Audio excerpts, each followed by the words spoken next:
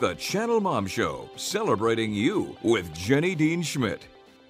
First, my commentary. Okay, I have a question for you, and I'll ask Dan to answer it first. Are you one of those people who really believes that families who have money, and lots of it, have it made? No, not always. Yeah, well, then you're probably more sort of logical or reasonable than some people are, because I think a lot of people just assume that money makes people happier, you know? I can definitely see where they would think that, but I'm not of that mentality. Yeah. I think that we have this impression that people who have a great deal of money have homes that are more impressive, and their vacations are more extravagant, and their kids find greater success in life. Well, what I would say is think again. My mom sent me an article recently called How to Raise a Child, Teach Your Children Well. And it was about a book of that title, How to Raise a Child, Teach Your Children Well by Madeline Levine. Listen to what the article says about that book, because it could change your perspective as a parent, and it could even change the life of your children in the process. Levine declares that our current version of success in America is a failure, failure.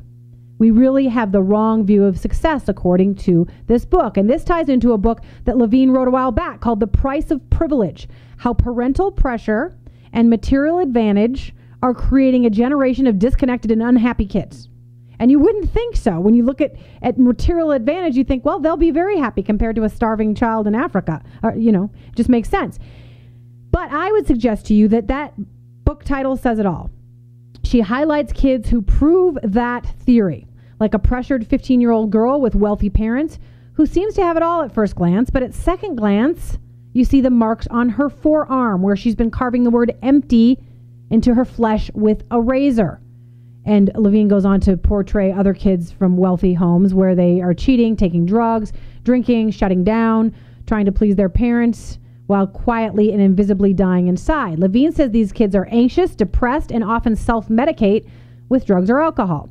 One thing Levine blames is some modern schools. She says she's had it with schools that worship at the altar of high achievement but do everything they can to undermine children's growth and well-being, according to her, like eliminating recess, assigning mind-deadening amounts of homework, and ranking, measuring, and valuing kids by narrowly focused test scores, while meanwhile cutting out other areas of creative education in which large numbers of students who don't necessarily test well might find success and then thrive.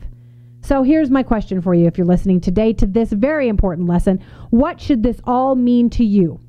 It's pretty simple. Throughout history, the images of success and happiness have often been false and empty. We're told to value things like money and fame and big houses, or back in the day, fancy chariots. But time after time, over thousands of years, all of those things fail us. There's a well-known book in the Bible called Ecclesiastes, and it tells a story of one of the wealthiest, wisest men to ever live, named Solomon. Solomon had dozens, maybe even hundreds of women in his very big palaces, incredible material wealth and fame. And guess what? Solomon was not happy. I urge you to remember Solomon from the past and Levine's books from today. When you think that you should be giving your kids the latest in clothing, or taking them out to eat whenever they ask, or making sure they're on the best team or go to the best school, history proves that none of that stuff leads to true happiness or true success in life. But here's the good news. Parents, whether you have money or not, you do have stuff to offer your children. Stuff that does lead to true happiness and success. Things like love, which is free, and patience, also free, and generosity and forgiveness. It may sound old-fashioned or corny, but it's true. So don't worry if money is tight and you feel like you don't have enough for your kids. You have already got what your kids need to help them be happy and successful. What do you think, Daniel?